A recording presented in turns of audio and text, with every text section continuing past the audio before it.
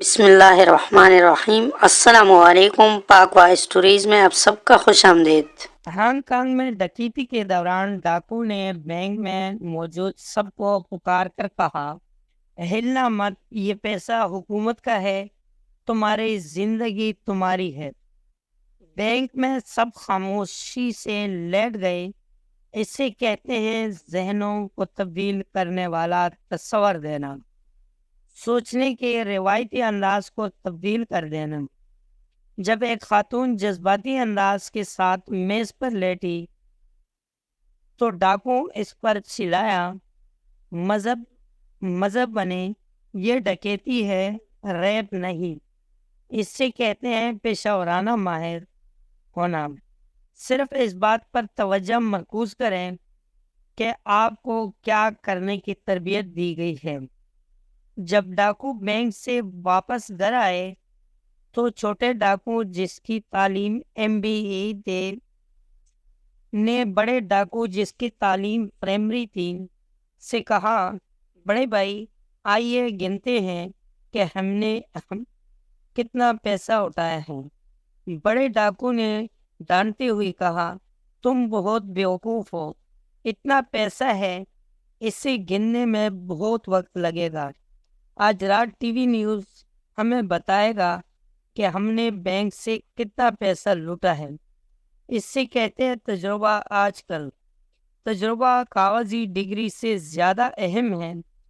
ڈاکو کے جانے کے بعد بینک مینیجر نے بینک سپروائزر سے کہا کہ پولیس کو جلدی سے بلائیں، لیکن نگران نے اس سے کہا، رکو، آئیے اپنے لیے بینک سے $10 ملین نکالیں اور اس سے $70 ملین میں شامل کر دیں جو ہم نے کچھ عرصہ پہلے بینک سے غبن کیا تھا۔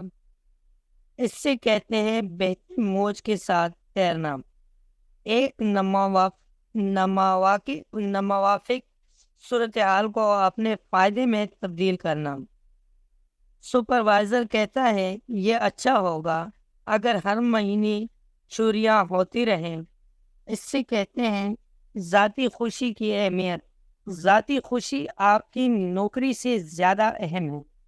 اگلے دن TV نیوز نے اطلاع دی کہ بینک سے $100 ملین چرا لی گئے ہیں۔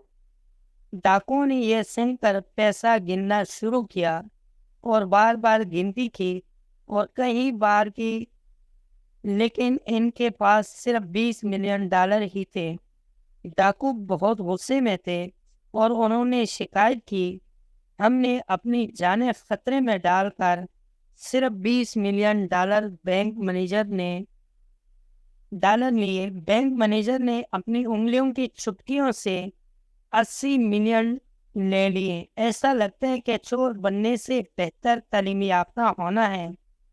اس سے کہتے ہیں علم کی قیمت سونے کے برابر ہے۔ دوستوں، آج کی ویڈیو آپ کو کیسی لگی؟ امید ہے کہ ویڈیو پسند آئی ہوگی۔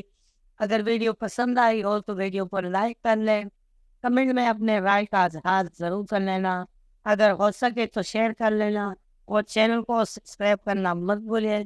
ملتے ہیں اگلے ویڈیو میں، تب تک کے لیے اللہ حافظ۔